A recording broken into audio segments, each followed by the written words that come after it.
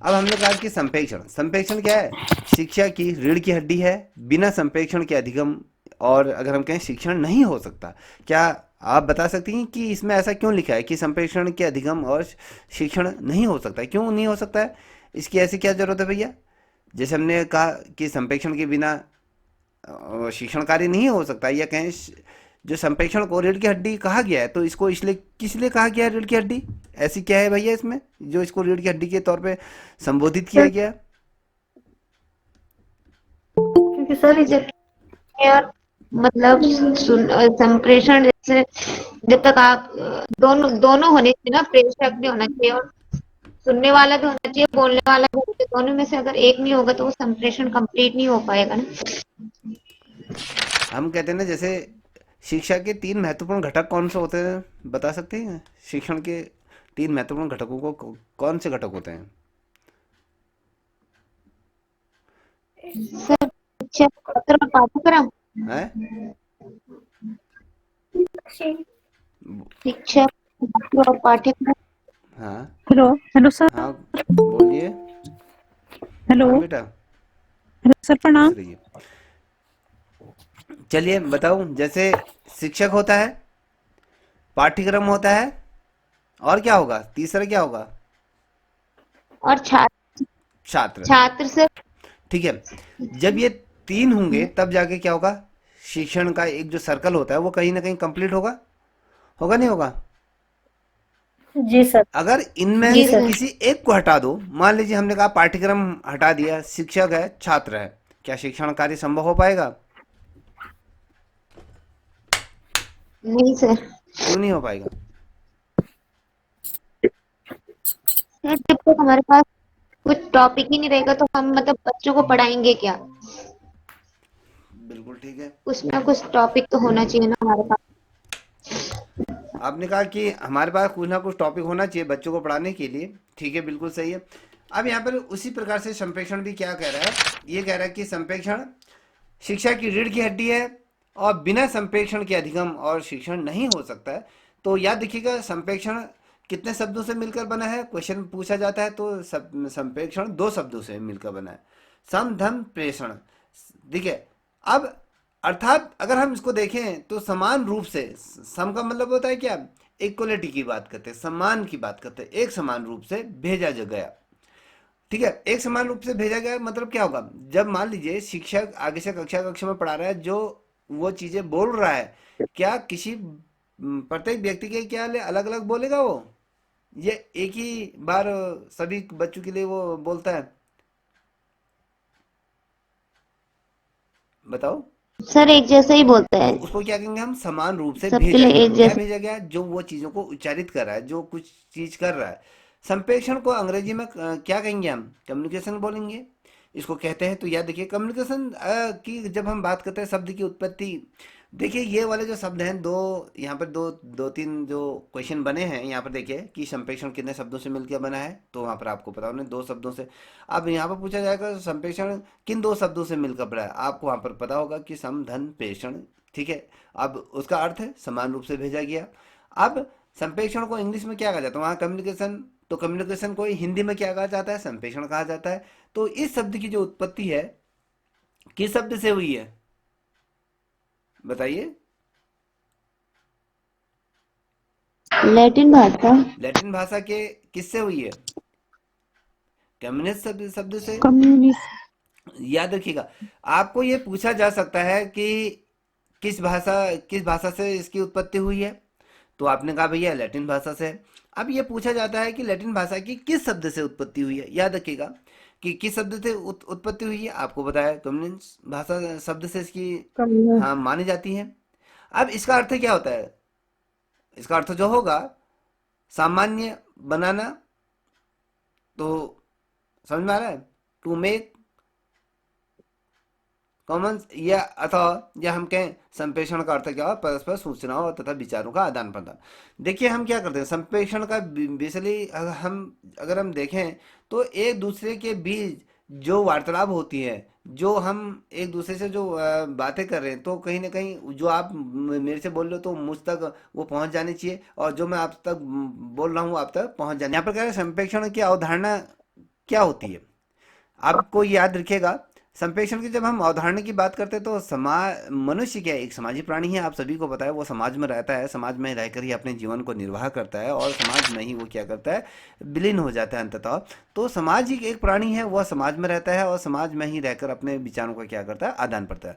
अब मान लीजिए आप कुछ अच्छी चीज़ों को कर सकती हैं समाज में, तो मान ले अभी आप कह रहे थे कि मैं एक उपन्यास लाई हूँ, तो ये उपन्यास आप लेके आई हैं तो कहीं ना कहीं किसी व्यक्ति विशेष द्वारा लिखा गया होगा, लिखा गया है ना, बताइए। जी अब सर। व्यक्ति विशेष द्वारा लिखा गया है तो वो आपके मौखिक रूप में नहीं है, वो क्या है, जो संप्रेषण वो आपसे किस प्रकार से साध पा रहा है, वो लिखित तौर पे संप्रेषण आपके बीच में। अब आप जब उसे लिखोगे तो उसके विचारों से कहीं ना कहीं आप क्या हो सकते हैं, प्रभावित हो सकती हैं, या आपको उसको ज्ञान की आपकी क्या होता है, बढ़ोतरी होगी।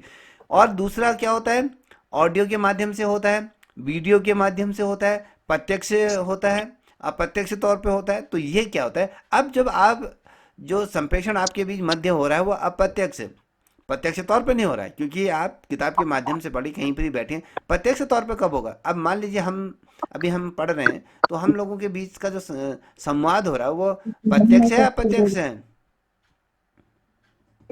बताइए।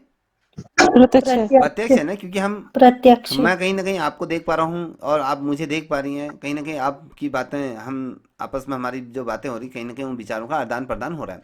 तो ये कहता है कि प्रत्येक मनुष्य अपने विचार, जो आइडियाज होते हैं, जो संप्रज्ञ होते हैं, ये भावनाएं होती हैं, जो फीलिंग होती हैं, जो सिद्धांत होते हैं आदि उसके होते हैं। देखिए आपकी फीलिंग कुछ हो सकती है, मान लीजिए अभी कोई दुखी होता है कि कहता है कि सर मेरी ये प्रॉब्लम हो रही है, उसकी फीलिंग कुछ होता है, उसकी भावनाएं कुछ हो सकती हैं, उसके विचार कुछ हो सकते हैं।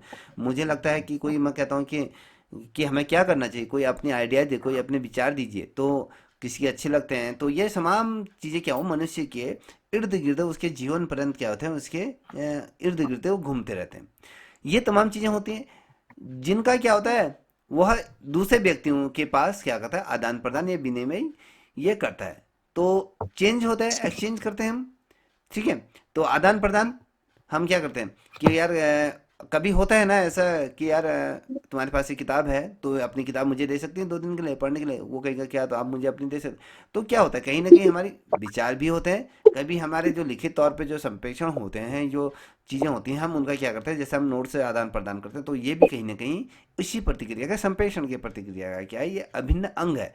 अब मान लीजिए 2 पल के लिए, जैसे आप लोग अपने घरों में अपने मम्मी पापा से जब आप वीडियो कॉल पे जब वार्तालाप करते हो, तो वो जो संप्रेषण है वो संचार संप्रेषण के माध्यम से है। वो कहीं ना कहीं ऑडियो संप्रेषण होता है, कहीं वीडियो संप्रेषण होता है, ठीक है। तो ये इस प्रकार से संप्रेषण होता है। ये जो संप्रेषण होता है ये 2 व्यक्तियों के मध्य होता है और 2 व्यक्तियों के अधिक मध्य भी हो सकता है। अब 2 व्यक्तियों के अधिक मध्य कैसे हो सकता है, हम कह रहे हैं कि 2 व्यक्ति हैं, 2 व्यक्तियों के बीच, तो आपने समझा कि 2 व्यक्तियों के बीच होता है, मैं कह रहा हूँ कि 2 व्यक्तियों के बीच से अधिक लोगों के बीच में भी हो सकता है। तो कैसे हो सकता है, बताइए।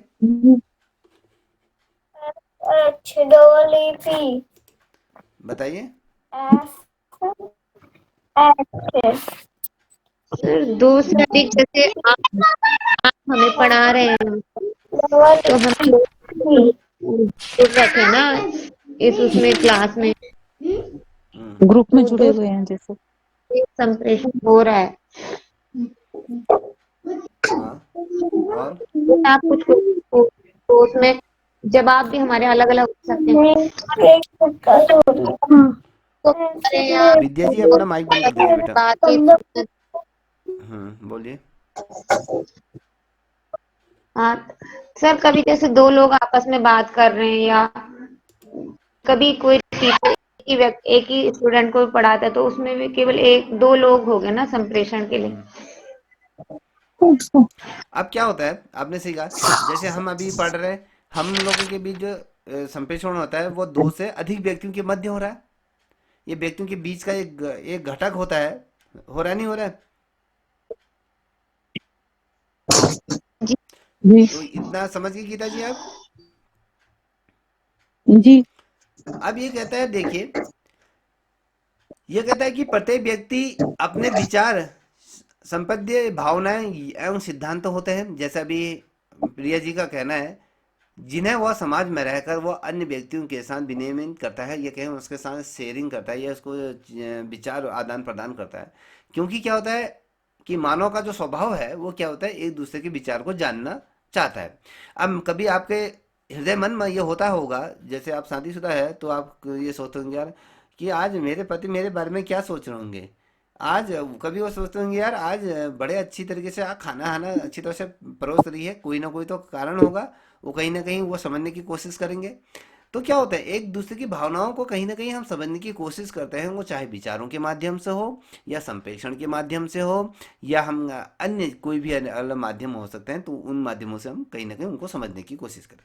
हम कहते हैं कि दूसरे के विचारों को जानना चाहता है और वो अपने विचार भी प्रकट करना चाहता है। इसके लिए वो क्या करता है, अनेक प्रकार के माध्यमों का क्या करता है, प्रयोग करता है। वो सांकेतिक तौर पे भी हो सकता है, भाषा के तौर पे भी हो सकता है, चित्र के माध्यम से भी हो सकता है, क्या हो सकता है, और प्रदर्शन के तौर पे अब मान लीजिए 2 पल के लिए आप लोगों, जब मान लीजिए आप लोगों का रिजल्ट आ गया है, आपने अपने घर वालों को ये बताया नहीं कि मेरा रिजल्ट आ गया, आप रिजल्ट देख के आ गए हो, और दरवाजे के दरवाजा खोला, अंदर आते समय आप मस्त तरीके से डांस कर रहे हो, कुछ नहीं बोल रहे हो अपने घर में, बस मस्त तरीके से खुशी से चेहरे में एक भाव है खुशी का, वो बस नृत्य कर रहे हो आप बड़े शानदार तरीके से। तो इस जो प्रदर्शन है, जो आपका नृत्य का जो प्रदर्शन है, जो उसका हाव भाव है, उससे ही आपका क्या होता है, जो संप्रेषण है वो कहीं ना कहीं हम समझ सकते हैं कि बच्चा क्या हो रहा है, बच्चे के साथ किस प्रकार के।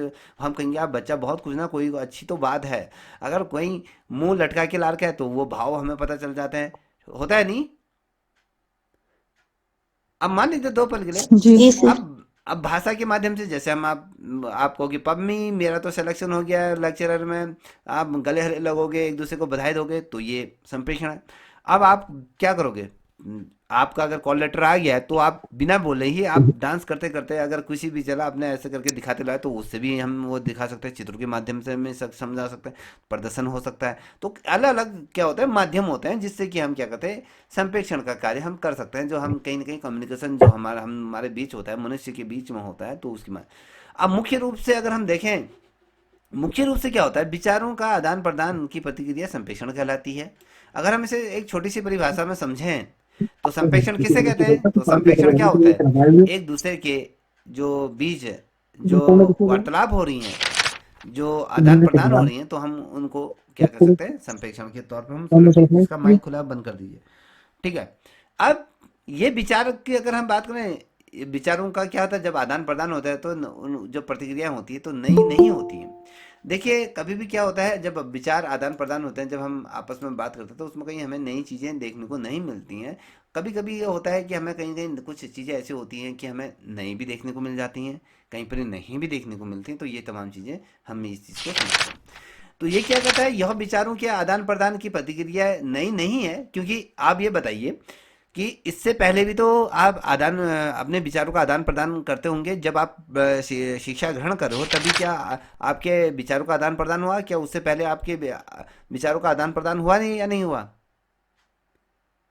अगर हम देखें, अगर आप देखो, जब से मनुष्य का जन्म हुआ, जब हम कहते हैं मनुष्य जब आदिमानव के रूप में था, जिस प्रकार से वो एक दूसरे के संप्रेषण, पहले तो बोली का विकास हुआ नहीं था, बोली नहीं होती तो अपने एक दूसरे से संपर्क कैसे साधते थे, इशारों में साधते थे। फिर धीरे धीरे कंठ से आवाज निकलनी शुरू हुई, तो कहीं ना कहीं एक ध्वनि के रूप में क्या हुआ, संचार क्या हुआ, कम्युनिकेशन गैप होने वो जुड़ना प्रारंभ करा। फिर धीरे धीरे धीरे क्या परस्पर ये विचार या कहीं संकेत के माध्यम से अपने भावों को प्रकट करना, या उसके जो आसपास की जो भाषा शक्ति है उसका क्या होता है, कहीं ना कहीं उसका प्रयोग करता है। कि उस समय मानव के समय में अगर के, तो उसमें भाषा की क्या थे, अभाव था, तो उसमें वो भाषा का प्रयोग नहीं कर सकता, तो भाषा शक्ति का उसमें क्या था, अभाव था। तो उस समय क्या करता था, वो अपने तरीके से संप्रेषण क्या कर सकता है, साध सकता है। अगर आपने देखा होगा, जब हम जंगलों में जाते हैं, तो जब कोयल गाती है, जब कोई बंदर होता है, या कोई भी अगर पशु पक्षी की बात है, तो वो उनकी भाषा या कहें जो संप्रेषण है, वो अलग अलग ध्वनियों से या अलग अलग तरीके से, अगर खतरा हो रहा है तो वो अलग ध्वनि निकालेंगे कि हाँ ये इस ध्वनि से अगर कोई वो हो रहा है तो ये सोचो खतरा है, तो वो अलग अलग संप्रेषण का माध्यम, तो एक दूसरे से हम किस प्रकार से जुड़े हुए हैं। ठीक है। अब यहाँ पर क्या कहता है ये देखिए कि विचारों के आदान प्रदान की नई प्रतिक्रिया नहीं है, बल्कि प्राचीन काल से इसकी परंपरा देखने को मिलती है। देखिए, हम ये नहीं कह सकते कि हम अभी हमारा जब से हम पैदा हुए हैं तब से ही संप्रेषण कार्य करें। ये जिस समय मनुष्य की उत्पत्ति हुई है तब से संप्रेषण कार्य होता हुआ आ रहा है। आदि मानव अपने विचारों को संकेत के माध्यम से प्रकट किया करता था, क्योंकि उसके पास क्या था, उस समय भाषा का, ये शक्ति का क्या था, अभाव था। जैसे जैसे मनुष्य सभ्यता का क्या विकास हुआ, तो धीरे धीरे विकास क्रम जैसे जैसे बढ़ा, जिस प्रकार से वो इशारों के माध्यम से या ध्वनि के माध्यम से, फिर जाके भाषा के रूप में, वो संकेत के रूप में, या फिर चित्रों के माध्यम से, ये अलग अलग जो भाषा संस्कार हैं, ये विद्वानों के आधार पर जो सर्वेक्षण किया गया, जो अध्ययन किया गया, उसके पश्चात हम कह सकते हैं कि संप्रेषण का माध्यम उस समय भी विकसित होने लगा था, या उस समय भी विकसित हो चुका था। जब हम बात कर रहे हैं कि वर्तमान समय का जो परिदृश्य, अगर हम वर्तमान समय की परिपाठी देखें, तो आज के दिन में मुझे बस बता सकते हैं कि संप्रेषण के कितने माध्यम हो चुके हैं। हमने कहा पुरातन समय की बात करते हैं, या प्रागैतिहासिक काल के समय, या मध्यकाल के समय की बात करते हैं। तो मध्यकाल में मुझे बता सकते हैं कि मध्यकाल में और आधुनिक काल में संप्रेषण में कुछ बदलाव हुए, या वही चीजें हो रही हैं? बताइए।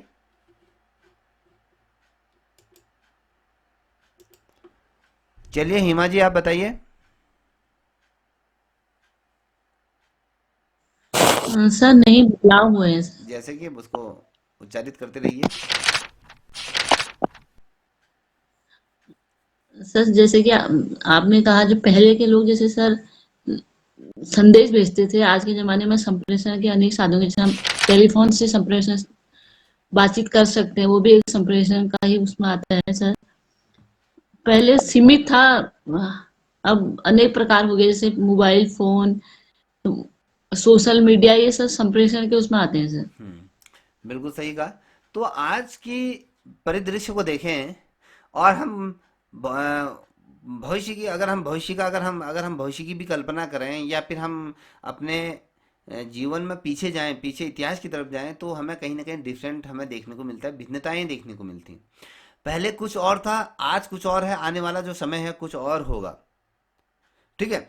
तो बेसिकली अगर हम देखें वर्तमान समय में जो सूचनाएं हैं, वो तकनीकी क्षेत्र में क्या होता है, उसमें अभूतपूर्व विकास हो चुका है, जिसके कारण हम अलग अलग माध्यम है हमारे सामने, ऐसी चीजें, प्रणाली आ चुकी है जो बहुत ज्यादा हमें क्या कहते हैं, परिवर्तित कर चुकी है। आज अगर हम देखें, प्रत्येक व्यक्ति कहते हैं अपनी भावनाओं या सिद्धांतों को, विचारों को बिना किसी विलंब के आसानी से एक दूसरे के से क्या कर सकता है, प्रेषित कर सकता है।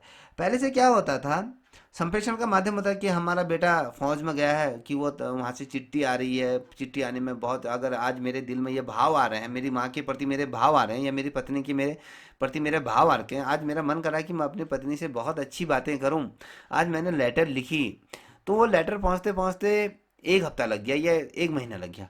अब वो पत्नी के पास वो चीज जा रही है, तो क्या पता जब वो लेटर उसे प्राप्त हो रही, तो मेरे पत्नी के प्रति, या मेरे बेटे के प्रति, मेरी माँ के प्रति मेरे भाव कुछ बदल सकते हैं। तो ये संप्रेषण क्या हुआ, वो धीमी गति से, आज क्या है, संचार माध्यम है। तो आज हम अगर कुछ भी, अगर हमारे हृदय मन में कुछ भी चल रहा है, हम प्रत्यक्ष तौर पर उसको तत्काल, या कहें उसमें विलंब भी नहीं लगता, हम आसानी से क्या है, एक दूसरे को पहुंचा सकते हैं।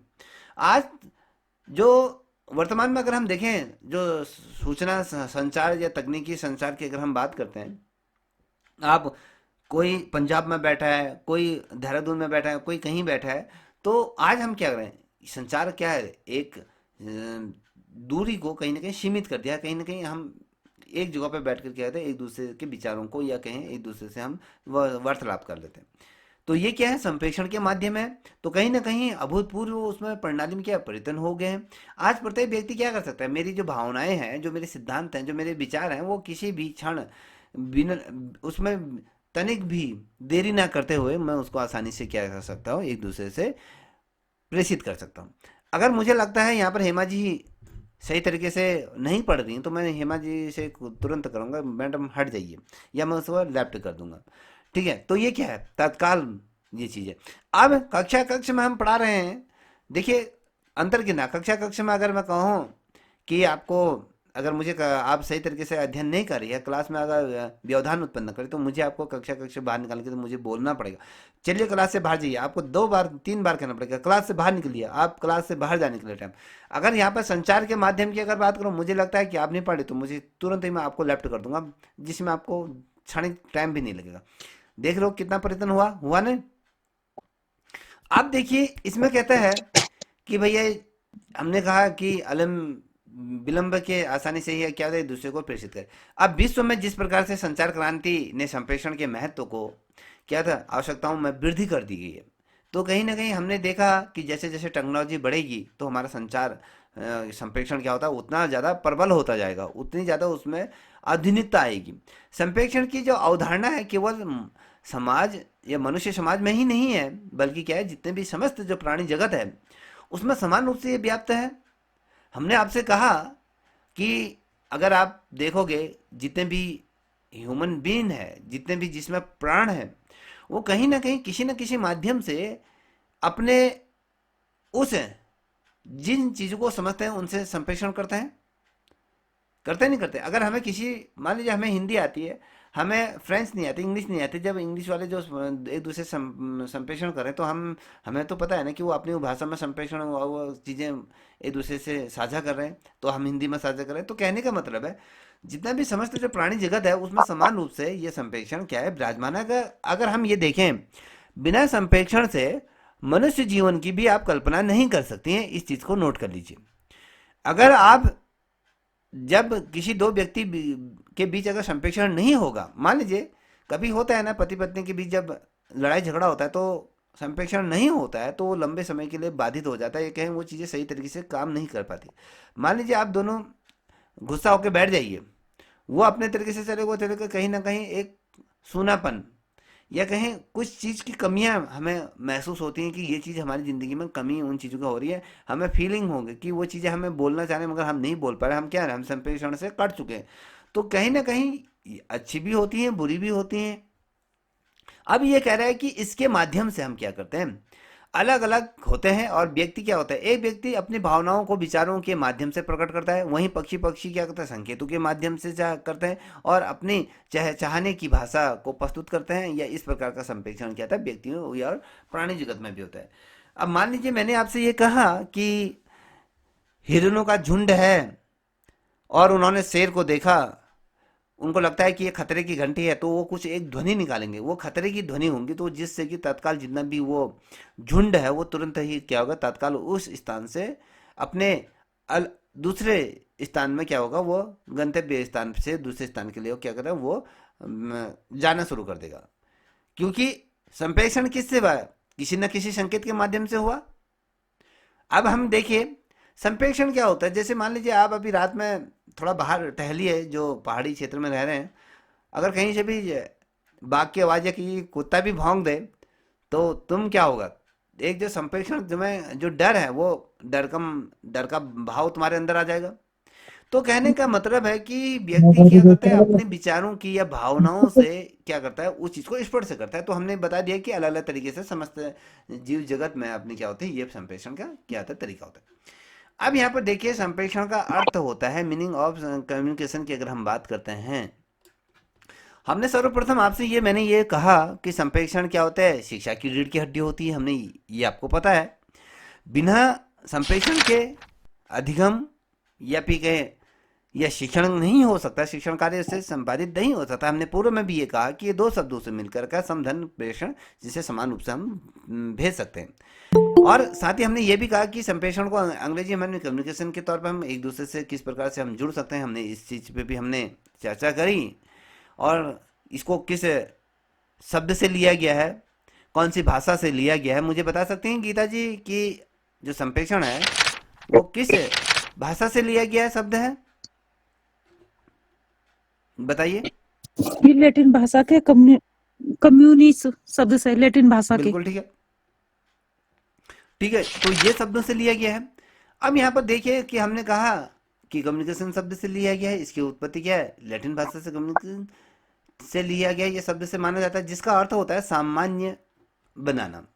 ठीक है, ये क्या होता है, संप्रेषण का अर्थ क्या होता है? परस्पर क्या होता है? सूचनाओं का आदान प्रदान या विचारों का आदान प्रदान करना होता है। अब यहाँ पर एक चलचित्र आप देख पा रही हैं, ठीक है? मुझे लगता है कि चलचित्र आपको दिखाई दे रहा होगा, दिख रहा है? जी। इस चलचित्र में क्या हो रहा है बता सकती हैं?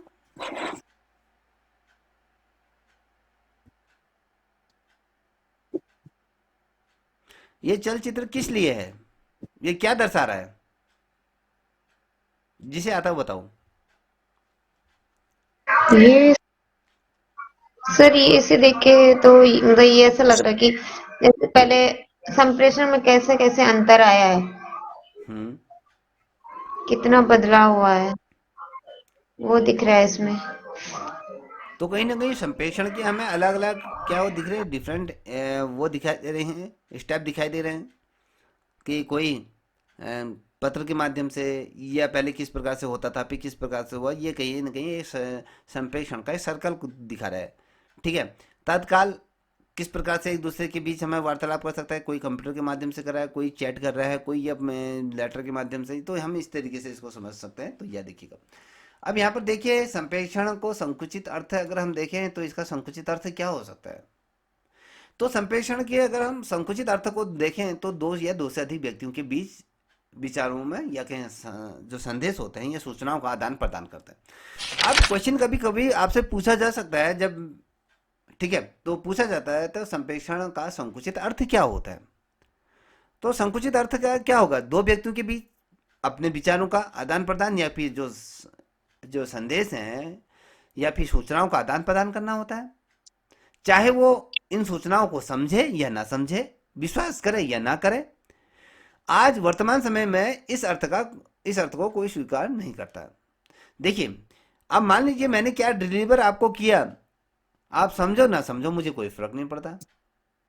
आप क्या कह रही हैं, क्या सही कह रही, क्या नहीं कह रही, तो ये तमाम चीज़ें अगर हम देखें जैसे ये कह रहा है उसके आधार पे तो ये सही है।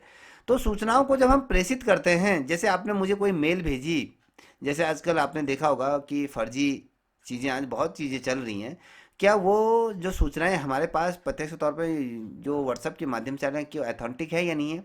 हमने तो सूचनाएं भेज दी हैं, उसको आप किस तरीके से लेती हैं, समझती हैं, विश्वास करती हैं या नहीं करती हैं, तो ये किसी को कोई फर्क नहीं पड़ता है। तो आज के वर्तमान दृश्य को अगर देखें तो इसका अर्थ को कोई स्वीकार नहीं करता है। तो मान लीजिए आजकल चलता है ना, फेक न्यूज़ चलती हैं, कभी आपने देखा होगा कि कोई अमिताभ बच्चन है तो वो उसकी मृत्यु की खबरें चल जाती है, कुछ बड़ा सा एक लेख भी आ जाता है अलग अलग, उसमें यूट्यूब में भी आप देखोगे तो बहुत ढेर सारे। हम किसको सत्य समझते हैं?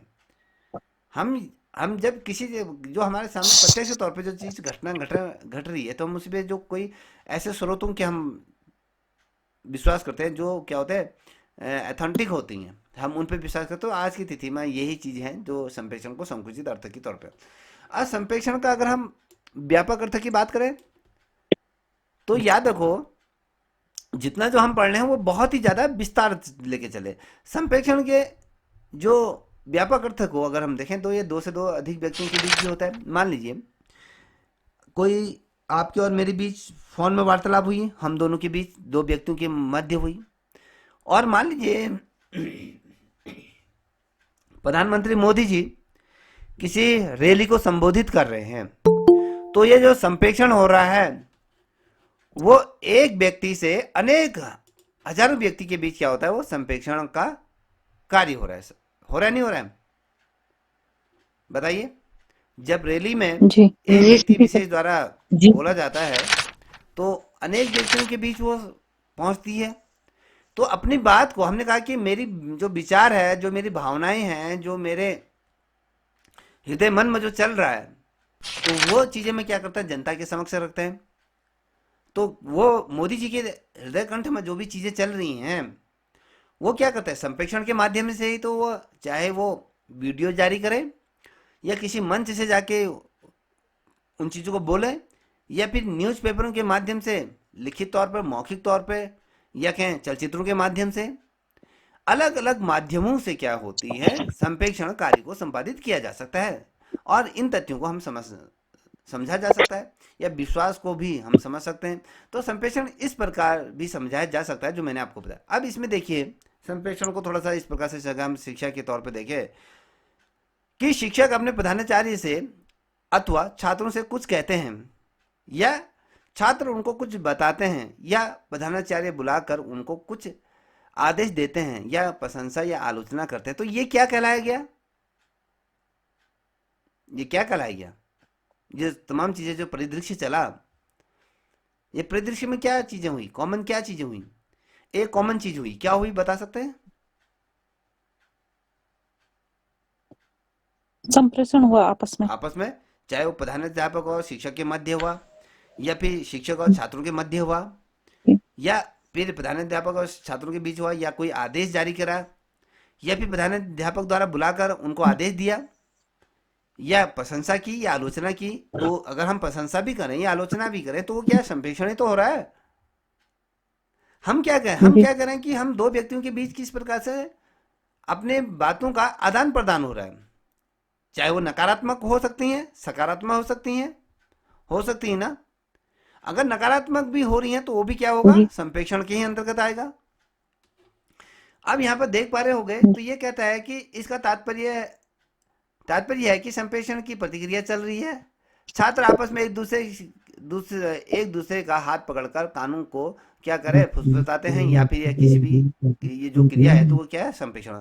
अब मान लीजिए 2 पल के लिए आप कक्षा में है, तो कोई बच्चा आपस में फुसफुसा रहा है, कोई कागज में लिखकर एक दूसरे को दे रहा है, ठीक है, कोई इशारा कर रहा है। आपने देखा होगा बेसिकली ये चीज आप लोग भी करते होंगे, शायद हम भी करते हैं। जब हम कोई बड़ी परीक्षा देते हैं, मान लीजिए जब मान लो अभी हम लेक्चरर के आप पेपर दोगे, तो उसमें आपको कोई क्वेश्चन नहीं आ रहा है, तो आप अपने आगे, क्योंकि क्लास में बोलना नहीं होता है, टीचर से भी बचना है, तो आप अपने सहपाठी जो अगल बगल बैठे तो उससे आप इशारा करके एक का भाई कुछ सुन लो, इशारे से करते हैं नहीं करते हैं हम, या फुसफुसाते हैं, या संकेत के माध्यम से करते हैं नहीं करते हैं, या हम उसको दिखाएंगे कि ये इसका आंसर क्या। तो ये क्या होता है? संप्रेषण होते हैं। संप्रेषण के अलग अलग क्या होता है? माध्यम होते हैं। अब यहाँ पर देखिए मैंने आपको अभी प्रधानमंत्री का भी जिक्र करा, तो यहाँ पर देखिए इस प्रकार संप्रेषण की प्रतिक्रिया जिसमें व्यक्ति अपने ज्ञान, हाव भाव या मुख मुद्रा या विचारों का परस्पर क्या होता है? आदान प्रदान करता है।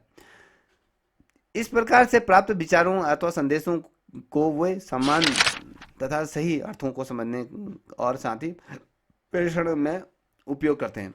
देखिए ये आपने देखा होगा, देखिए जब कोई गायक होता है, जब वो किसी गाने में कोई एक अच्छा मैसेज देना चाहता है, मान लीजिए हमने कहा कि आपने गाना सुना होगा कि हुस्न पहाड़ों का क्या कहना, ये कहता है कि हुस्न पहाड़ों का क्या कहना कि 12 महीने यहाँ मौसम जाड़ों का। अब इसमें जो गायक है जिसने रचा है, ये क्या कह रही है? वो संदेश देना चाहता है कि पहाड़ों में की अगर हम बात करें तो 12 महीने ऐसा लगता है कि यहाँ जाड़े का मौसम हो रहा है। तो हर कोई ना कोई किस्म अपने भावों को दर्शाता है, तो कहीं ना कहीं वो विचारों को व्यक्त करता है नहीं करता है। तो या फिर कहीं कोई नृत्यांगना है, चाहे वो कथक करे या फिर वो कोई फोक डांस करे, तो फोक डांस से ही हमें पता चल जाता है कि ये किस संस्कृति का है। तो हम अगर मान लीजिए कोई व्यक्ति विशेष द्वारा किसी राज्य का या किसी जो लोक गीतों का अगर कहीं कोई वेशभूषा पहन के आते, तो हमें पता चल जाता है कि ये फलाने फलाने जगह का ये क्या होगा? ये लोक गीत होगा। क्योंकि हमें संप्रेषण क्या होता है? अलग अलग माध्यम से होता है, अपने ज्ञान के माध्यम से, हाव भाव के माध्यम से, जो उसकी मुखाकृति है या क्या मुद्रा है, या अलग अलग तमाम चीज़ें हमने आपको बता दिया। तो उनके अर्थों को समझना और साथ ही उसको संप्रेषण क्या कर रहा है, तो ये तमाम चीज़ें हम देखते हैं। अब आते हैं कि संप्रेषण, ये अभी हमने जो तमाम चीज़ें पढ़ी कि संप्रेषण कम्युनिकेशन जो चीज़ें होती हैं, डिफरेंट ऑफ कम्युनिकेशन की बात करें तो उसमें हम क्या करते हैं, तो इसकी क्या कहते हैं, उसकी जो परिभाषाएं हैं उसको किस प्रकार से हम अलग अलग तरीके से समझते हैं, तो हम इसको अब समझेंगे। अभी तक जो हमने जितना भी अध्ययन करा वो बहुत ज़्यादा डीप करा। देखिए अभी तक जितना भी हम पढ़ चुके हैं, मैंने इसलिए आपसे कहा कि हम इतना डीप इसलिए गया है कि आने वाला अगर कोई भी प्रश्न होगा तो वो प्रश्न हमें छूटा नहीं, क्योंकि हमारा कॉन्सेप्ट अभी हमारे पूरे क्लियर हो चुके हैं। अब यहाँ पर देखिए कि संप्रेषण की परिभाषाएं क्या हो सकती हैं। हम अलग अलग तरीके से, अलग अलग जो विद्वान हुए हैं वो अलग अलग तरीके से उन्होंने क्या होता है संप्रेषण को अपनी तरीके से उसको क्या है समझा के रखा है। मुझे बता सकते हैं कि कोई बच्चा ये बता सकता है कि संप्रेषण की अनेकों परिभाषाएं होती हैं, क्यों होती हैं ऐसे कि एक परिभाषा अगर दे दी गई है तो हमें उस पर अटल होना चाहिए, तो अनेक परिभाषाएं क्यों गढ़नी शुरू हो जाती है। अगर संप्रेषण की करें तो मैं हजारों परिभाषाएं आपके सामने खड़ी कर दूंगा, हजारों परिभाषाएं आपको देखने को, ऐसा क्यों होता है, कोई बताएगा मेरे को? चलिए बताइए। सर हर कोई विद सर हर कोई विद्वान मतलब अपनी बात को सही साबित करना चाहता है कि जो मैंने कहा है वो सही है, मतलब औरों की अपेक्षा, मतलब मेरा कहा हुआ तथ्य ज्यादा सही है मतलब। ऐसा क्यों सर होता है?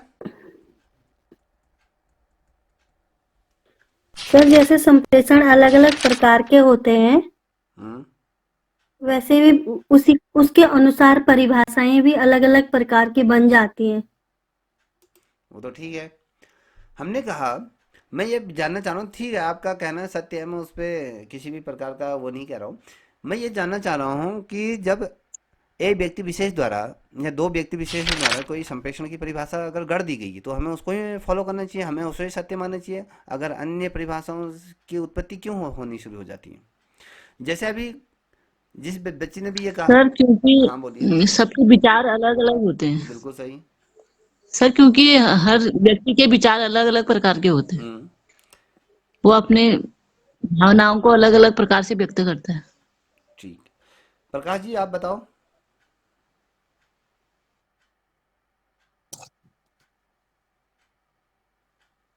बता सकते हैं?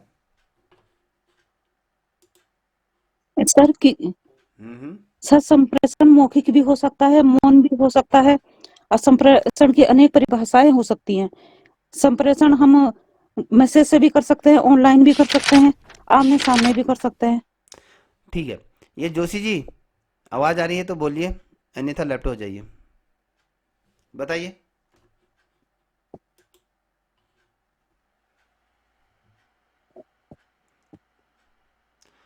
खाली जुड़े रहने दीजिए। देखिए हम जब कहते हैं कि अभी आप लोगों ने जितना भी कहा सही कहा कि संप्रेषण क्या होता है, हमने आपसे ये पूछा कि एक ही संप्रेषण की परिभाषा क्यों नहीं थी। हर विद्वान क्या करता है, हर कोई विद्वान जो होता है वो कहता है कि मेरी परिभाषा ही सही है, जो चीज़ मैंने इस पर रिसर्च करी है वही अथेंटिक है, जो पूर्व में जिसने जो परिभाषा गढ़ी है उस परिभाषा को गलत साबित करने की क्या रहती है हमेशा जद्दोजहद रही। जितने भी साइंटिस्ट होते हैं, कोई भी अगर कोई आविष्कार होता है वो कहते हैं कि मेरे द्वारा जो आविष्कार किया है वही सही है, जो अगला कर रहा है वो गलत है। तो कहीं ना कहीं इसमें एक प्रतिस्पर्धा रहती है अपनी बात को सत्य कहने की। जैसे आपने हिस्ट्री पढ़ी होगी, हिस्ट्री में जब चाहे मोहनजोदड़ो या हड़प्पा सभ्यता या अलग अलग जगहों पर जब उत्खनन कार्य होगा तो उसमें अलग अलग जो परिभाषाएं दी होंगी, जो अपनी अपनी थ्योरी को क्या करते हैं, जो मैंने जो थ्योरी दी है हर कोई अपनी थ्योरी को क्या करना करना लगता है, सही ठहराने लगता है। तो तब जाके ये इतनी ढेर सारी चीज़ें उभर के समक्ष आ जाती है, इतनी ज़्यादा परिभाषाएं बन जाती हैं। जो अपने दृष्टिकोण से वो देख रहा है तो वो सही हो सकता है। अगर मैं कहूँ संप्रेषण की परिभाषा आप भी कर सकते हो, आपको क्या फील होता है, आप क्या सोचती हैं, आपकी नज़रों में संप्रेषण होता क्या है? तो जब आपके नज़रों में ये जो जितने भी लोगों ने जो परिभाषाएं दी है, अगर आपके इतर आप अपनी परिभाषा देती हैं तो वो भी अथेंटिक है, तो वो भी नहीं, हम उसको नकार नहीं सकते हैं। मैं तो बच्चों से ये कहता हूँ कि अगर आपको बोर्ड की परीक्षाओं में या फिर आप जब भी कहीं पर बैठते हो, अगर मान लीजिए आपको कोई परिभाषाएं नहीं आ रही हैं किसी चीज़ की, तो मान लीजिए दो पल के लिए हम कहते हैं कि कला की परिभाषा नहीं आ रही, तो मैं कहता हूँ कि बच्चा तेरे अंदर क्या उस समय क्या कौतूहल चल रहा है, क्या लेके आप ये चलते हो कि उसकी परिभाषा क्या होनी चाहिए आपके हृदय मन में जो चल रही है, तो उसमें वो लिख दीजिए कि कला की परिभाषा ये है फलाना, पीछे से अपना नाम भी लिख सकते हो, तो वो भी अथेंटिक है, मैं उसको भी अथेंटिक मानता हूँ।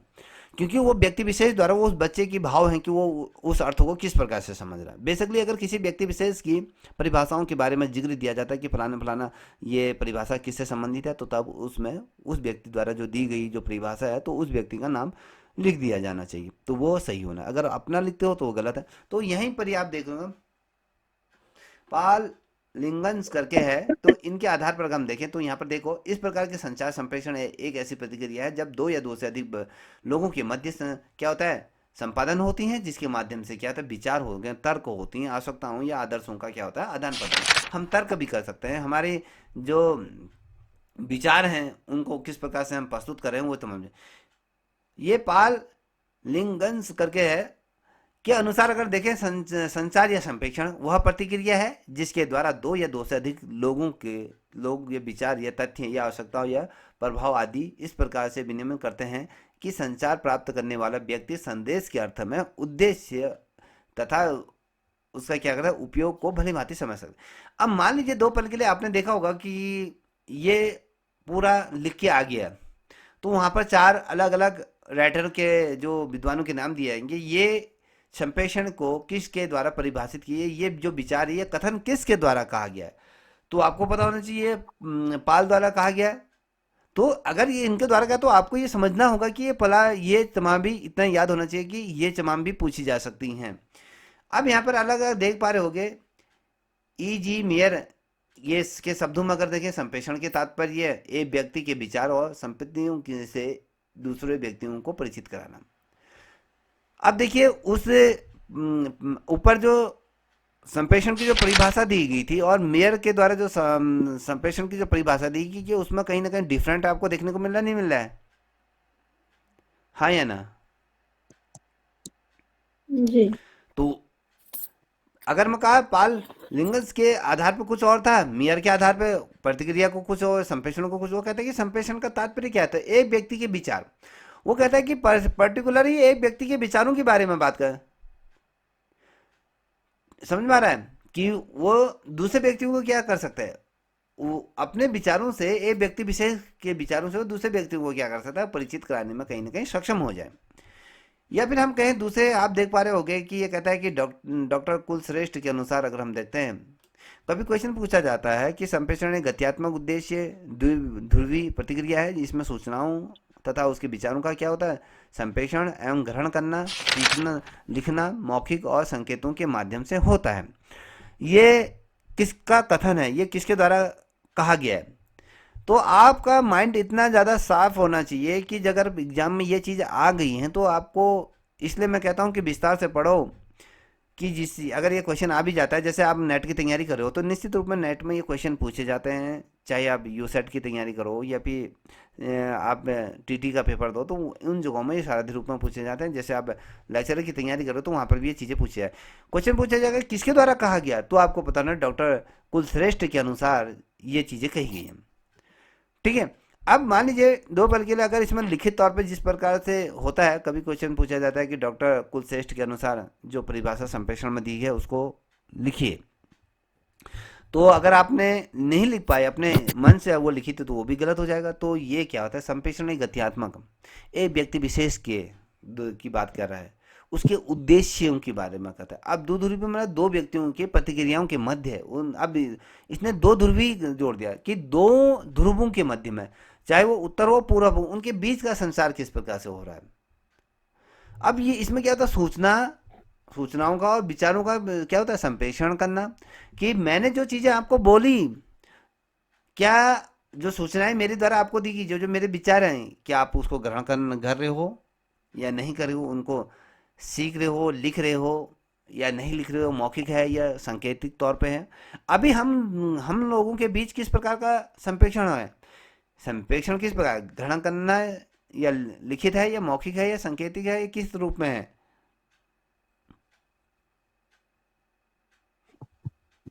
बताइए। सर मौखिक। अभी हमारे बीच में क्या होता है, यहाँ पर हम मौखिक संचार के माध्यम से करें। अब इसमें देखिए, इसमें 2 चीजें हैं, इसमें आप देखिए ऑडियो प्लस ये जो आप अपने स्क्रीन पर देख पा रहे हो, ये 2 चीजें आ रही है, हम जिसे विजुअल तौर पर भी हम देखते हैं। वैसे तो अगर हम मौखिक ऑडियो अगर हम वीडियो। जो देख रहे हैं तो वहाँ पर कभी क्वेश्चन पूछा जाता है कि ऑडियो और साथ ही जो वीडियो और ऑडियो जिसे हम कहते हैं, क्या कहा जाता है उनको, दृश्यात्मक कुछ ऑडियो बीट। इसी तरीके से कुछ कहा जाता है, तो वो वाला संप्रेषण हम हमारे मध्य हो रहा है, क्योंकि एक तरफ मेरी आवाज़ आपको दिखाई दे रही है और आपको जो आपके जो मोबाइल की स्क्रीन है उसमें ये चीज़ें आपको प्रत्यक्ष तौर पे दिखाई दे रही है। अगर मान लीजिए मैं आपको स्क्रीन पे कुछ नहीं दिखाता, अगर मैं अपने जैसे मैं अपने चलचित्र आपको दिखाता या मैं कुछ नहीं दिखाता, तो हम दोनों के बीच क्या होता है, मौखिक संप्रेषण होता है। समझ में आ रहा है? अब जी ये सर। देखिए, मैं आप लोगों से जब मैं कल ये कहूँगा कि ये याद रखिएगा, अभी हमने आपको ये मैं इसलिए धीरे धीरे समझा रहा हूँ कि कल मैं पूछूंगा तो किसके द्वारा क्या कहा गया था, तो ये अभी देखिए। चौथा अगर हम गए लुइस ए एलन की अगर बात करें तो इनके आधार पर क्या कहा गया है, ये कहते हैं, एलन जी कहते हैं कि संप्रेषण अर्थों का एक पुल है जिसमें कहने, सुनने, समझने की व्यवस्थित और सशक्त प्रतिक्रिया रहती है। अब इन्होंने पुल के माध्यम से कह दिया कि जो एक पुल होता है, एक पुल क्या होता है, एक दूसरे को एक छोर से दूसरे छोर तक क्या होता है, पहुंचाता है। हम क्या करते हैं, पहुंचाता है ना पुल, एक कोने से दूसरे कोने तक एक व्यक्ति को दूसरे कोने से आदान प्रदान इधर उधर जाते हैं, उनका क्या होता है, आगमन होता है। अब इन्होंने पुल के आधार पर क्यों कहा कि आप उस पार हो मैं इस पार हूं, तो हम दोनों के बीच क्या हो रहा है, कहीं ना कहीं संचार हो रहा है, संप्रेषण हो रहा है, कम्युनिकेशन हो रहा है। हम कह रहे हैं, आप सुन रहे हैं, समझ रहे हैं, यही क्या है, संप्रेषण के क्या है, सशक्त या क्या है, प्रतिक्रिया रही है। इतना समझिए। जी। अब देखिए यहाँ पर कह रहा है कि पांचवा, ये देखिए पांचवा कह रहा है कि श्रीमती आर के शर्मा के शब्दों में, देखिए कभी जो क्वेश्चन बनते हैं ज़्यादा पाश्चात्य शैली के जितने भी विद्वान हुए हैं, अनुमम उनके ही बारे में पूछा जाता है। कभी कभी क्या होता है, जो हमारे भारतीय जो विद्वान हैं, जो उनके द्वारा जो परिभाषाएं गढ़ी गई हैं उनके बारे में भी पूछा जाता है। तो ये श्रीमती आर के शर्मा के द्वारा जो कहा गया है कि संप्रेषण विचार विमर्श की क्या है, एक विधा है। अब ऊपर एलन ने कहा कि ये एक पुल है, इन्होंने ये कहा है कि विचार विमर्श की विधा है जिसके माध्यम से व्यक्ति व्यवस्थित और तर्क सम्मत विचार या कहें संपत्ति को क्या कहता है, ग्रहण कर अपना मार्गदर्शन प्राप्त करता है। अब ये कैसे कहा गया है कि विचार, सर सम्मति, हाँ सम्मति बोलिए, सम्मति को ग्रहण करना मतलब सर, कहाँ पर? देखिए मैंने जो चीज आपको, सम्मति को ग्रहण करना, इसका मतलब कहने का मतलब है कि तर्क संबंधित जो हम कोई चीज, आपके विचार, आपकी, अगर मैं तर्क संबंधित कोई चीज कह रहा हूँ जो सही तरीके से, जो ऑथेंटिक है, ठीक है, वो आप उससे सहमत होने चाहिए। कि आपको अगर लगता है कि ये व्यक्ति भी सही चीजें कह रहे हैं, तभी जाके उसको ग्रहण करिए और अपने मार्गों को आगे प्रशस्त करिए।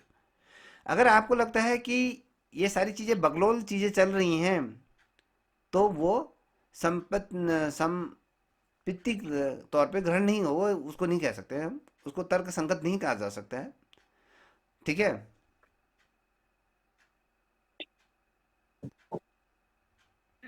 ठीक है ना, समझ में आ रहा है? जी। अब यहाँ देखिए, यहाँ पर एडिशनल के अनुसार अगर हम देखें तो ये क्या कहते हैं, ये संप्रेषण क्या है, एक गत्यात्मक प्रतिक्रिया है। वहां पर उन्होंने क्या कहा, ये क्या है, एक विमर्श की विधा है। शर्मा जी द्वारा कहा जाता है कि ये विचार विमर्श की एक विधा है, हम एक दूसरे से विचार विमर्श करते हैं तो उसकी एक क्या है, कहीं ना कहीं विधा है। एडिसन के द्वारा करके तो ये कहते हैं कि संप्रेषण क्या है, गत्यात्मक प्रतिक्रिया है, जिसमें क्या होता है, व्यक्ति चेतना के रूप में या अचेतन रूप में एक दूसरे को ज्ञानात्मक ढंग से, सांकेतिक हाव भाव के रूप में क्या करता है, उपकरणों के माध्यम से, संसाधनों के माध्यम से क्या करता है, प्रभावित करता है। अब देखिए क्या होता है, कोई अचेतन होता है जो अपने सुर में नहीं होता है, जो सही तरीके की बातें नहीं करता है, वो क्या बोल रहा है, किस तरीके से बोला, हम कहते हैं ना कि हम अचेतन अवस्था में है, मेरे अचेतन अवस्था में मेरे साथ क्या हुआ, घटा हुआ क्या, मैं कह गई, मुझे कोई पता नहीं। अब चेतन अवस्था में क्या होगा, तुम किसी भी चीज को बोलने से पहले उसको समझोगे, तोलोगे, तब जाके उसको क्या करोगे, बोलोगे कि मैं जो चीज कह रही हूँ क्या सही है, क्या उससे उसके क्या दुष्परिणाम है, क्या उसके दुष्परिणाम होंगे, तो क्या होता है, हम उनको पहले में ही अपने आप में उसको क्या करते हैं, समझ लेते हैं, हम उनको पूरे अपने मस्तिष्क में उसको बैठा लेते हैं, तब जाके हम चीज़ों को बोलते हैं। जब हम अचेतन रूप में अगर हम कहते हैं कि हम बिना सोचे समझे किसी चीज़ की तरफ कुछ भी बोलना शुरू कर देते हैं, वो दूसरा व्यक्ति क्या होता है, वो संज्ञानात्मक ढंग से वो जो आपके द्वारा जो चीज़ें बोली गई, सांकेतिक भाव, जो हाव भाव हैं, वो उसको किस प्रकार से आपके हाव भाव को देख के समझ जाएगा कि ये क्या कहना चाह रहा है। एक व्यक्ति क्या होता है, बाजार में एक व्यक्ति सामान्य रूप से चलता है, एक तरफ से जो शराबी होता है, जब शराबी व्यक्ति ऐसे ऐसे चल चुल के आता है, धक्के लग लग के आता है, क्या होता है, आप दूर से ही क्या करते हैं, सचेत हो जाते हो, आप क्या हो जाते हैं, उससे अपने मार्ग को बदल देते हो, क्योंकि आप उससे ना टकरा जाओ और ना आपसे वो ना ना भिड़ जाए।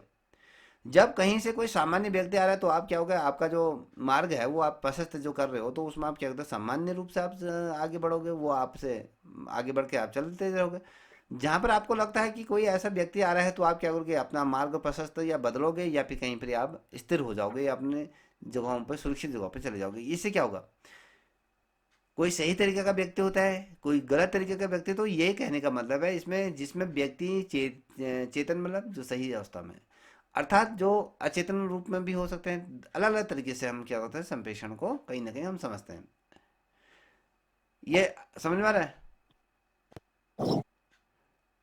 अब हम एडगर डेले की अगर बात करें तो ये क्या कहते हैं कि संप्रेषण विचार विनिमय के मूड और विचार और भावनाओं को परस्पर जानने और समझने की प्रतिक्रिया। अब देखिए कभी क्या होता है, जब हमने कहा कि संप्रेषण क्या होता है, शिक्षा की रीढ़ की हड्डी होती है। कभी होता है ना कि शिक्षक जी कक्षा कक्ष में जाता है, मान जी लीजिए उसका मूड खराब है, तो जब उसका मूड खराब है तो उसकी जो संप्रेषण करने की जो चीजें हैं वो उसी आधार पे होंगे। आप किसी व्यक्ति विशेष का अगर मूड खराब है या वो दुखी है तो आप उससे सुख की जो सुख से संबंधित बातों को ये सोच सकते हैं कि वो अच्छी बातें, सुख से रिलेटेड बातें करेगा। जब वो बहुत ज़्यादा कोई व्यक्ति दुखी है, मान लीजिए कोई व्यक्ति, आज आपका रिजल्ट आ गया है, कोई बच्चे उसमें सफलता जिन्होंने हासिल करी है, तो कोई व्यक्ति क्या उसमें असफल हो गया। जब आप रिजल्ट आ रहा है, किसी व्यक्ति को ये समझाने जाओगे, कोई नहीं, अगली बार ये होगा, अगली बार ये होगा, क्या वो आपकी उस बात को उस समय समझेगा? नहीं क्यों सर। नहीं समझेगा?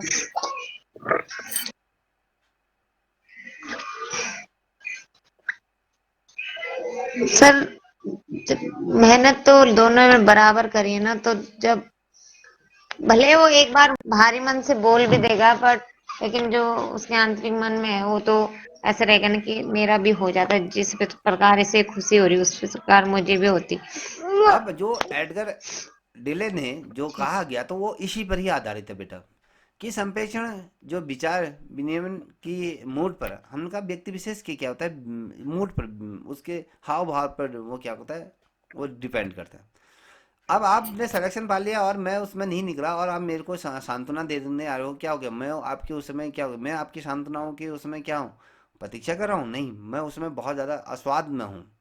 तो उसमें अगर कोई मेरे से कुछ भी कहेगा तो या तो मैं वो मेरा दिमाग खराब होगा, मैं तो झंझना जाऊंगा, होगा नहीं होगा, क्योंकि वो जो मेहनत है वो बरसों की मेहनत कहीं ना कहीं क्षण भर में वो पानी होगी। तो क्या होता है, हम में विचार होते हैं और भावनाओं को परस्पर जानने और समझने की प्रतिक्रिया है। तो हम क्या करें, अगर कोई व्यक्ति, मान लीजिए किसी व्यक्ति का मूड बहुत ज़्यादा खराब है, क्या होता है, आप उसके सामने उस समय आप बात करना पसंद करो, तुम्हारे घर में ही होता है, मान लीजिए तुम्हारे हस्बैंड हैं, कभी बहुत ज़्यादा ऑफिस से बहुत उनको डांट पड़ी हो, उनके मूड खराब हो गया, तब आप उनसे जिस प्रकार से पहले आपका व्यवहार था एक दिन पूर्व, क्या आप उस तरह के व्यवहार करोगे? नहीं, आप उनसे बचने की कोशिश करोगे कि उनसे ज़्यादा ना उलझें, उनको कुछ ज़्यादा कुछ ना करें, चलो खाना दे दिया, बस उनसे ज़्यादा ना बोले, जिससे कि वो ज़्यादा क्या हो ना, चिड़चिड़े ना हो जाए। आप उनको शांत करने की कोशिश भी नहीं करते उस समय, होता है ना। तो यही जो एडगर डिले द्वारा जो संप्रेषण को जो परिभाषित की गई है, तो यही चीज़ें हैं, ठीक है। अब देखिए यहाँ पर, अब हम यहाँ पर देखिए कि संप्रेषण की जो अलग अलग जो वो चीज़ें हैं, तो ये आप देखिएगा। अब हम बात करते हैं, जो वाला हमारा टॉपिक पूरा कंप्लीट हो गया है।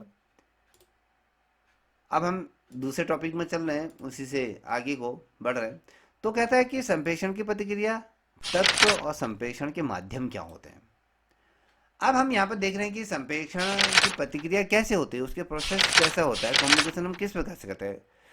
एक माध्यम होता है, हम किन किन माध्यमों से, हम कह रहे हैं कि माध्यम होता है, हम तो अभी तक कह रहे हैं कि दो व्यक्ति विशेषों के बीच माध्यम।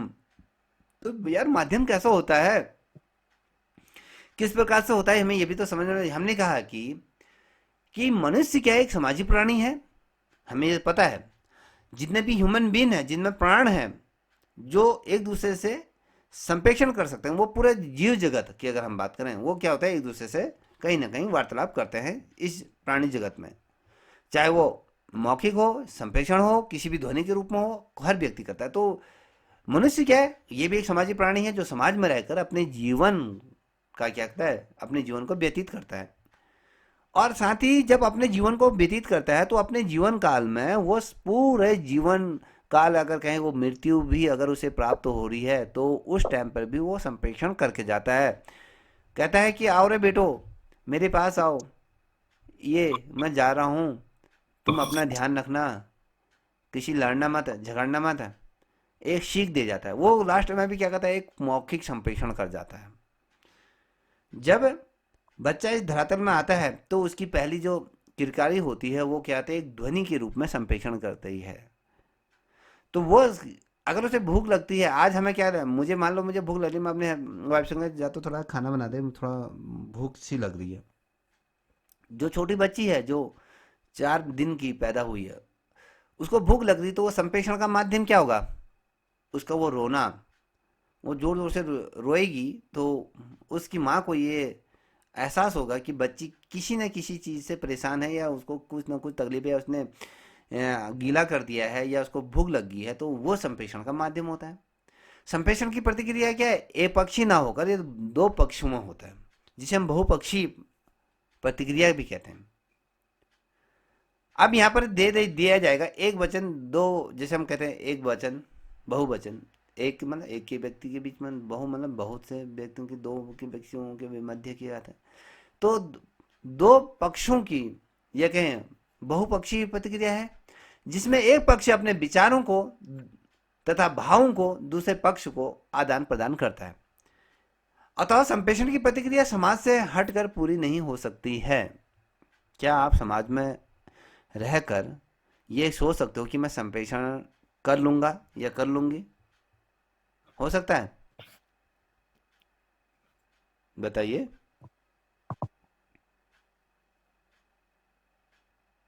नहीं, समाज में रहकर ही होगा। ठीक है। अब मान लीजिए 2 पल के लिए मैं कहता हूं, मैं तुम्हें 1 हफ्ते के लिए, मैं 1 हफ्ते के लिए आपको एक बहुत बड़े जो हॉल टाइप का कमरा है, मैं उस कमरे में आपको बंद कर देता हूँ, उसमें आपको खाने पीने की सारी व्यवस्थाएं रख देता हूँ। ठीक है, सारी चीज़ें आपको खाने पीने की व्यवस्था रखता हूँ, मगर माध्यम, संप्रेषण का माध्यम मैं आपके सामने कुछ भी नहीं रख सकता। क्या आप 1 हफ्ता सरवाइव कर पाओगे? नहीं। नहीं सर। या तो उस कंडीशन में 1 हफ्ते में या तो मनुष्य अपने होशोहवास खो बैठेगा, या वो पागल वाली स्थिति में आ जाएगा, या वो अपने आप को नुकसान पहुंचा लेगा। हम जब भी पैदा हुए हैं, जब हम पैदा हुए हैं तो हम क्या समाज के बीच में रहे हैं। हमारी माँ हमें रोली सुनाई करती है, सो जा बेटा सो जा, जो भी XYZ जो भी गाने सुनाती हैं। फिर हमारा दुलार होता है, हम समाज में रहकर हमें हर चीज़ों की हमें आदी हो जाते हैं। अब वही चीज़ अगर मैं उठा के तुम्हें किसी कमरे में बंद कर दूं, खाना पीना सब कुछ है, मगर आप संचार नहीं कर पा रहे हो, तो 2 क्षण पर के लिए भी, 1 घंटे 2 घंटे के लिए आई कहोगे 1 घंटा तुम आप रह लोगे, 1 घंटे के पश्चात आप में क्या होते हैं, हलचल या बेचैनी शुरू हो जाएगी। आप इधर उधर टहलना शुरू, बोलने का कोई माध्यम नहीं है। आप अपने आप से कितना वो संप्रेषण कर सकते हैं? नहीं कर सकते। इसमें क्या होता है, एक पक्ष के विचारों को हम क्या करते हैं, दूसरे को सुनते हैं, या उसके दूसरे के विचार। इसका सबसे अच्छा एक तरीका मैं बताऊं आपको, जो संप्रेषण होता है, अगर हम संप्रेषण को अक्सर बेहतर तरीके से समझ सकें। जब लोकसभा चलती है तो लोकसभा में पक्ष विपक्ष होता है, एक अपनी बातों को रखता है, वो दूसरा उन बातों का प्रत्युत्तर देता है। तो क्या होता है, ये संप्रेषण का माध्यम होता है। अब यहाँ पर देखिए संप्रेषण के कुछ चलचित्रों के माध्यम से यहाँ पर समझाने की कोशिश की गई कि पृष्ठपोषक के तौर पर हम देखें संदेशवाहक, संप्रेषण, इनकोडिंग, या संदेश का माध्यम कैसा होता है, डिकोडिंग कैसा होता है, संप्रेषण कैसा प्राप्त हो रहा है। संदेश वाहक कौन होगा बताइए। जैसे आप हमको पढ़ा रहे हो सर, संदेश प्राप्तकर्ता कौन है? हम जैसे हम ग्रहण कर रहे हैं। अब ये कह रहा है कि संप्रेषण इनकोडिंग, ये क्या है? हम किसी माध्यम के माध्यम जुड़े। माध्यम क्या हो गया हमारा? हमारा माध्यम क्या है? संचार माध्यम है। संचार माध्यम में डिकोडिंग मतलब आपके तक जी जो जी चीजें पहुंच पा रही हैं, जो आप जो चीज को ग्रहण कर रहे हैं, वो ग्रहण करता एक संदेश वाहक होता है, एक संदेश ग्रहण करता होता है। तो दोनों के मध्य में क्या होता है? संचार होता है। तो बेसिकली आप इस तरीके से भी यहाँ पर बना सकते हो। मान लीजिए यहाँ पर आपने यहाँ पर एक मान लो पहले एक आदमी को खड़ा कर दिया, फिर यहाँ पर दो आदमी आपस में बोलते हुए दिखा दिया, फिर यहाँ पर आपने कंप्यूटर दिखा दिया, फिर एक दूसरे दूसरे को भी यहाँ पर कंप्यूटर के माध्यम से बैठा दिखा दिया, एक के हाथ में फोन दिखा। तो अलग अलग तरीके से हम क्या करते हैं? संप्रेषण को कहीं ना कहीं स्पष्ट से कर सकते हैं। तो इस चित्र में आपने स्पष्ट तौर पर देखा, व्यक्ति संदेश भेजता है, वह संदेश बनाता है, लिखता है, या फिर किसी माध्यम से जैसे रेडियो हो गया, टेलीफोन हो गया आदि से क्या था उसे प्रेषित कर देता है। जो आप ये देखो संप्रेषण, डिकोडिंग, इनकोडिंग, डिकोडिंग ये होता है ना, ये हम कहते हैं कि ये क्या हो सकता है? आपका रेडियो हो सकता है, मोबाइल फोन हो सकता है, आपकी लेटर हो सकती है, ये माध्यम का बीज का केंद्र है। अब हमने माध्यम क्या होगा? हमेशा संदेश का माध्यम। हम माध्यम की बात कर, हम संदेश जो भेज रहे हैं, हमारे बीच परस्पर कौन है? हम, आप और मेरे मध्य जो संदेश को जो भेज रहा है वो क्या है? संचार है। संचार के माध्यम से हम जुड़ रहे हैं, जुड़ रहे नहीं। जी सर अब ये कहता है कि देखियो टेलीफोन हो सकता है आदि से हम संप्रेषण क्या कहते हैं? प्रेषित करते हैं, हम भेजते हैं। जहां पर संदेश पहुंचता है वहां उसे पढ़कर हम क्या करते हैं? जो संदेश उसे जो हमने भेजा है डिकोड करते हैं। डिकोड मतलब हम उसे पढ़ते हैं। आपने मुझे चीज भेजी ही ना, आपने कुछ डिकोडिंग लिखा मेरे को, कुछ कोडिंग लिखी है मेरे को, आप मेरे पास हुआ है डिकोडिंग, मैं उसको डिकोड कर रहा हूँ, समझ रहा हूँ कि आपने क्या लिखा है। और संदेश जिसके लिए होता है उसके पास पहुंच जाता है, या फिर यह व्यक्ति संदेश प्राप्ति की सूचना देता है।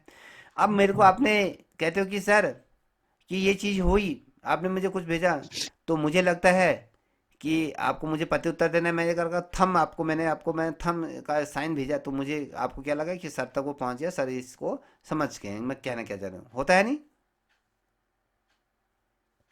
जी तो यही क्या होता है? जी सर। व्यक्ति के बीच क्या प्राप्ति की सूचना होती है, संप्रेषण के प्रतिक्रिया के अन्य प्रकार से भी हम समझ सकते हैं। तो देखिए, अगर देखिए हमारे क्या होता है, ये एक चार्ट बना है।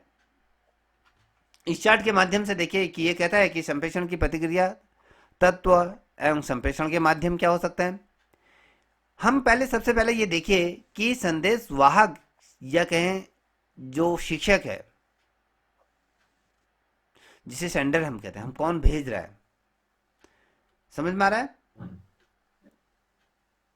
हमने जी किसने भेजा? शिक्षक ने भेजा। रिसीवर करता कौन है? जो रिसीव कर रहा है उसको कौन है? हम सर हम हो ना। अब यहाँ पर ये इस चीज से देखिएगा, ये बड़ा ही, ये चार्ट को आप देख सकते हैं, बना सकते हैं आपको समझने के लिए। ये क्या कहता है? संदेश वाहक जो शिक्षक है वो क्या करता है? निर्माण करता है। किसका? किसी चीज का भी, कोई भी चीज ये लिख सकता है। मैं कह रहा हूँ कि मैंने कोई लिखा है, किसी चीज को मैं निर्मित कर रहा हूँ, या लिख रहा हूँ, या प्रकाशित कर रहा हूँ, या संदेश को किसी माध्यम से ये करा ना। अब ये देखिए, ये तमाम चीजें करी। अब ये होता है माध्यम। अब हमने कहा कि माध्यम, यहाँ से देखिए ये माध्यम हो गया। कोई माध्यम क्या हुआ? संदेश हमने भेजा, जिसको प्रसारित करता है या डिकोड करता है या उसको व्याख्यान करता है। तो माध्यम हम कहते हैं सूत्र होते हैं अलग अलग तरीके से। हमने यहाँ से भेजा, इस तरह पहुंच गया। तो कहीं ना कहीं हम ये कह रहे हैं एक चैन होती है। तो बेसिकली अब सर जैसे माध्यम है तो माध्यम सर, जैसे माध्यम है तो संचार हुआ, या जैसे लैपटॉप से भेज रहे हैं या मोबाइल से भेज रहे हैं, हाँ उसी को तो समझेंगे ना सर? बिल्कुल बिल्कुल सही है, जी। सही कह रही हैं। ठीक है, अब माध्यम में आने का तो आपने मोबाइल के देखिए यहाँ पर देखिए माध्यम है ना, माध्यम है, यहाँ से आपने संदेश भेजा, मैसेज टाइप करा मेरे को, आपने यहाँ से प्रसारित कर दिया, उसको मैंने पढ़ा या उसको व्याख्या करे, वो मेरे तक जो प्राप्त करता है, जहाँ तक आप भेजना चाहते हैं उस तक वो पहुँच चुका है। ठीक है, इतना समझ गए ना। अब इसकी क्या जी होती सर। है, इसकी जो मुख्य, अगर हम कहें संप्रेषण की प्रतिक्रिया, अगर हम कहें प्रोसेसर, अगर हम कम्युनिकेशन की बात करें, तो ये संप्रेषण होता है, इंडोर भी होता है, इनडोर संदेश या सिंगल भी हो सकता है। संप्रेषण का माध्यम चैनल भी हो सकता है। संप्रेषण प्राप्त करता है, डिकोडर होता है या पृष्ठक होता है, जो हमने आपको बताया। तो इसके बारे में ये डिटेल में हम कल समझेंगे, ठीक है। जी। इतना जी सर। मुझे लगता है समझ में आ गया होगा। क्यों नवीन जी जी, समझ में आया? प्रकाश जी कुछ सर। बोल नहीं रहे। जी सर, समझ में आया। जो डिकोड बताया था ना सर आपने, हम्म कोड और डिकोड करके, हम्म सर कोडिंग एक्चुअली क्या होता है, जैसे हम किसी बात को अपने से दूसरे तक पहुंचाते हैं, तो अपने, माना सपोज करो हमारे प्रधानमंत्री की इंग्लैंड गए, अब उनकी लैंग्वेज में, वो अपनी लैंग्वेज में बात रखेंगे, हमारे प्रधानमंत्री जी समझ नहीं पाएंगे। तो वो अपनी लैंग्वेज को हमारे पास पहुंचाने के लिए उसको पहले वो कोडिंग में बोलेंगे, जो हमारे उसको, जो उसको ट्रांसलेट करेगा वो डिकोड करेगा। वो चीज होती है सर, कोडिंग और हाँ डिकोडिंग। वो पता है। अब जैसे आप लोगों को, जैसे आर्मी में भी होंगे, आपको एक कोड दिया जाता है कि अगर ये कोड है कि ये अगर यहाँ से फायरिंग करनी है, वो कहेंगे चूहा मर गया, तो आप वो क्या करो, आपको उसको आपने पहले आपको सारी चीज़ें बताया, आपने वो वहाँ से क्या करना, आपने फायरिंग शुरू कर दी। तो बेसिकली आप जो कह रहे हो बिल्कुल सही कह रहे हो। तो आप कम कंप्यूटर के माध्यम से अगर हम देखें तो जो आप कह रहे सर हो हमारे हमारे अभी ये, सर हमारे लेक्चर कोर्स में भी है अभी इसमें, ये कोडिंग और डिकोडिंग, तो ये उसी से रिलेटेड होता है। जैसे मतलब किसी बात को हम शॉर्ट कोड में बोलें और वो आदमी उस कोड को डिकोड करके वो समझ सके कि हम क्या बोल रहे हैं, वो कोडिंग और डिकोडिंग होती हाँ हाँ, वो आप अगर हमने देखिए, हमने हिस्ट्री का एक वो चैप्टर पढ़ा था जिसमें हमने नाजीवाद पढ़ा था। जब वो जो जर्मनी और जो रशिया, इन लोगों की जब भी बीच ये होता था, युद्ध होता था ये यूएसए के बीच, तो वो जब वो कोड वो अपने कोडिंग में वो भेजते थे, तो क्या करते, यूएसए की जो मिलिट्री होती थी उनको डिकोड कर, संदेश को क्या करते, अलग अलग होते, तो उनको पूरा डिकोड कर, उनको एक व्यवस्थित क्रम में वो रखते थे कि वो कहना क्या चाह रहे, इस संदेश में क्या छिपा है, वो उसको क्या करते, कहीं कहीं डिकोड करते थे। उनको समझ जाते थे कि ये पूरा माजरा क्या है, वो होने वाला क्या है। तो वो आप सही कह रहे हो, मैं इसलिए उसको ज़्यादा डीप है। नहीं। सर एक्चुअली क्या है, जैसे सर जैसे जैसे हमने हिस्ट्री पढ़ी थी ना, हड़प्पा पढ़ा था, मोहनजोदड़ो पढ़ा था, और या फिर हमारे जो पुरातात्विक साक्ष्य मिले थे, वहां से हम उसकी जो लिपि लिखी हुई थी उन लोगों ने, उसको हमने, वो उनकी कोडिंग थी सर, उसको समझने के लिए हमने उसको डिकोड करना पड़ा, तब जाकर हम समझ पाए कि इसमें ये कहना क्या चाहते हैं, लिखा क्या है करके। बिल्कुल सही है। इसका इसका सबसे आसान जो एक वो है, बिल्कुल आप सही कह रहे हैं। जैसे कि मिस्र की पिरामिडों में बहुत ढेर सारे अशोक ऐसे, अशोक के लिखे हुए सर, हाँ वो अशोक के लिपियां जो लिखी लिखे थी, हुए हैं। लिपियां लिखी थी। जैसे हम कहते हैं कि अभी जैसे हमने परसों बिल्कुल पढ़ा सर। था कि कालसी देहरादून में जो अशोक का जो संघ भेद खुदा था। अब अशोक का जो संघ भेद खुदा था वो किस भाषा में, वो उस समय में कौन सी भाषा थी, प्राकृत भाषा थी, क्या थी उस समय, आज तो हमें पढ़ना नहीं आता। कुछ ऐसी चीज़ें होती हैं जो उनको एक एक शब्दों का, बहुत जो विद्वान होते हैं उनका गहन अध्ययन किया जाता है, तो उनको वो संघ भेद में क्या लिखा है, वो क्या संदेश लिखा है, तो उस संदेश को हम नहीं पढ़ सकते। तो उस संदेश को हमारी जो भाषा जो है, हिंदी है, इंग्लिश है, जिसमें हम समझते हैं, उसको पूरी तरीके से हमारे सामने वो चीज़ें रख देते हैं। तो यही कहना चाह रहे हैं ना सर? देखो, जी सर, बिल्कुल सर। हाँ यही चीज़ें हैं, ठीक है। आप लोग भी समझ गए होंगे जो सर ने कहा, जी सर। ठीक है ना। जी सर। चलिए कल मिलते हैं, ठीक है ना। चलिए आप सभी को शुभ रात्रि। 11 सर एलटी का रिजल्ट कब आ रहा है इसी सर? महीने, ये एलटी का रिजल्ट कब आ रहा है सर, एलटी? दिसंबर में।